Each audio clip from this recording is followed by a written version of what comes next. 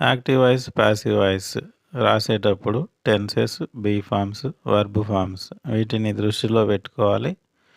No changes in the tense. So టెన్స్లో ఎలాంటి మార్పు ఉండదు, డైరెక్ట్ ఇండైరెక్ట్ స్పీచ్ లాగా.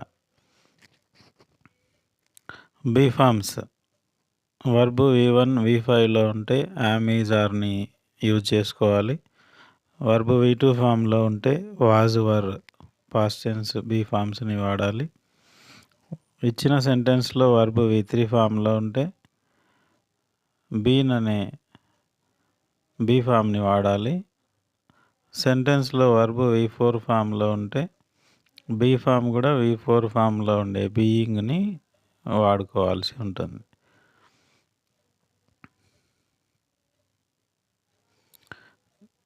వర్బ్ ఫామ్స్ మనకు తెలుసు, 5 ఫామ్స్ ఉంటాయి ప్రతి మెయిన్ వర్బ్కి. Go, went, gone, going, goes.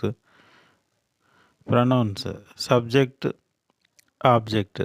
So subjective pronouns I, we, you, he, she, it, they అవి ఆబ్జెక్ట్గా మార్చి రాయాల్సినప్పుడు ఐని మీగా, వి అజ్, యుని యుగానే రాస్తాం. He, him, she, her, it, it, they, them. So ఇలా మార్చి రాయాల్సి ఉంటుంది. How to change an active voice sentence into passive voice. First subject, verb, ఆబ్జెక్ట్ని ఫైండ్ అవుట్ చేయాలి ఇచ్చిన సెంటెన్స్లో. తర్వాత right the object as subject. Okay, subjective case. So ఆబ్జెక్ట్ని సబ్జెక్ట్గా రాసేటప్పుడు సబ్జెక్టివ్ కేసులో రాయాల్సి ఉంటుంది. Right suitable helping verb.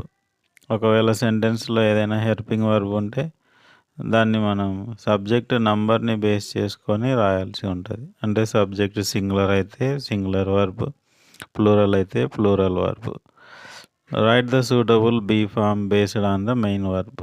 Main verb ఇందాక చూసినట్లు V1, V2, V3, V4, V5లు ఉంటాయి. సో వాటిని బేస్ చేసుకొని సూటబుల్ బీ ఫామ్ని సెలెక్ట్ చేసుకోవాలి. సెంటెన్స్లో V1, V5లు ఉంటే యామ్, ఈజ్, ఆర్లలో ఒకటి. V2 వర్బ్ ఉంటే వాజ్, వర్లో ఒకటి. ఒకవేళ వర్బ్ V3 ఫామ్లో ఉంటే బీన్ అని. ఓకే, వర్బ్ V4లో ఉంటే బీయింగ్ అని. ఇలా వర్బ్కు సూటబుల్గా బీ ఫామ్ని సెలెక్ట్ చేసుకోవాలి. తర్వాత ఇచ్చిన వర్బ్కి V3 ఫామ్ని రాయాలి. తర్వాత బై అనే ప్రిపోజిషన్ యాడ్ చేయాలి. నెక్స్ట్ సబ్జెక్ట్ని ఆబ్జెక్ట్గా రాయాలి. అలా రాసేటప్పుడు ఆబ్జెక్టివ్ ఫామ్ని యూజ్ చేయాలి. ఇక్కడున్న ఎగ్జాంపుల్స్ని అబ్జర్వ్ చేస్తే ఈ విషయాలన్నీ ఒక్కొక్కటి పాయింట్ వైజ్గా స్టెప్ బై స్టెప్ చెక్ చేసుకోండి.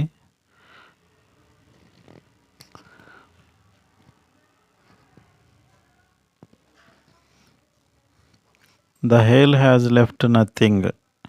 ద హెయిల్ ఇది సబ్జెక్ట్ అవుతుంది, has helping verb, left V3 form, nothing అనేది ఆబ్జెక్ట్గా ఉంటుంది.